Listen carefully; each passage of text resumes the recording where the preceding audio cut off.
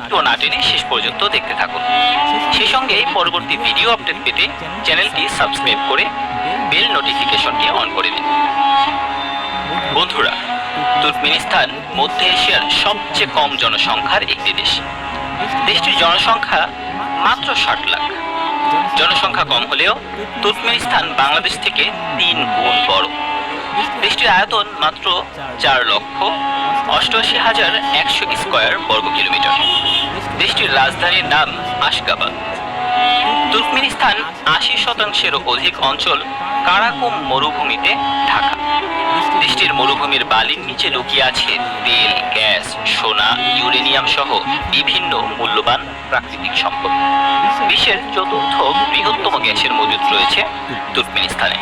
দেশটির আয়ের সিংহভাগই আসে তেল ও গ্যাস রপ্তানি থেকে।